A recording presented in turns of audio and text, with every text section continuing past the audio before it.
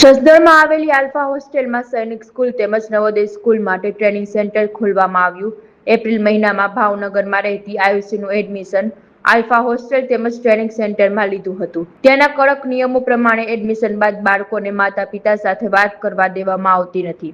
ગત તારીખ 24/6/2026 બપોરે હોસ્ટેલમાંથી આયુષીના પિતાને જાણ કરવામાં આવી કે તમારી દીકરીની તબિયત ખરાબ હોય છે, જેથી તમે તાત્કાલિક રાજકોટ સિવિલ પહોંચી જાઓ। જ્યારે આયુષીના પિતા રાજકોટ સિવિલ પહોંચ્યા ત્યારે તેમને તેમની બાળકી મૃત હાલતમાં જોવા મળી।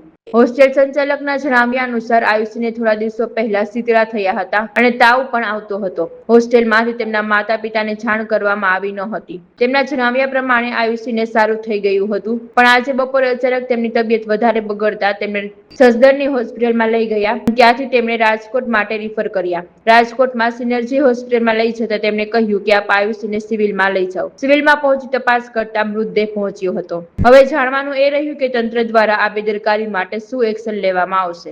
રમેશભાઈ બલદાણી ઘટના એવી છે કે મારી છોકરીને હું એપ્રિલ મહિનામાં 27 તારીખે જસદણ આલ્ફા નવોદય સૈનિક સ્કૂલમાં હોસ્ટેલમાં મૂક્યો હતો, બરાબર। એટલે ત્યાં વાત નથી કરવા દેતા, બરાબર। મૂકીને ત્યારે મારી છોકરીને કોઈ પ્રોબ્લેમ નહોતો, દાંતની હસતી રખતી જતી હતી।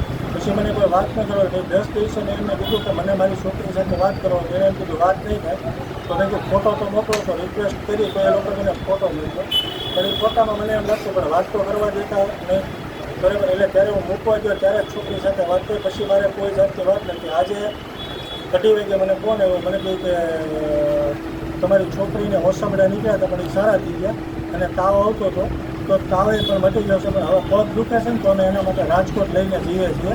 તો તમે રાજકોટ આવો ને, એટલે હું ત્યાંથી તરત ઇન્સ્ટન્ટ રાજકોટ આવવા માટે નીકળી ગયો। પછી રસ્તામાં મને કોલ આવ્યો કે અમે યશ હોસ્પિટલમાં ગયા, યશ હોસ્પિટલમાં ગયા તો યશ હોસ્પિટલમાં કે છોકરી ઠંડી પડી ગઈ છે, એટલે અમે એડમિટ નહીં કરીએ, અમે છોકરીને આપણે સિવિલ હોસ્પિટલ રાજકોટમાં શિફ્ટ કરો અને ત્યાં એડમિટ કરો। અહીંયા આવ્યા તો મેં મારી છોકરીની ડેડ બોડી જોઈ। જ્યારે આપણે તમારી બેબી જ્યારે બીમાર પડી હતી ત્યારે તમને ઇન્ફોર્મ કરવામાં આવેલું હતું? મેં નહોતું ઇન્ફોર્મ કર્યું। તો ક્યારે તમને ઇન્ફોર્મેશન આપી હતી? આજે 2:30 વાગે ફોન દ્વારા। કેટલા દિવસથી આપની દીકરી બીમાર હતી? એ હોસ્ટેલવાળા ખ્યાલ છે, મને ખ્યાલ નથી, મને તો આજે ખ્યાલ પડ્યો। તમારી દીકરીને શું સારવાર આપી તમને ખ્યાલ હતો? ના, નથી ખ્યાલ। મેં અહીંયા આવીને કીધું, મેં કહ્યું આની જે સારવાર કરી ડોક્યુમેન્ટ આપો, એ ડોક્યુમેન્ટ મને હજી પ્રોવાઈડ નથી કર્યા, કે ફોનમાં છે નામ છે।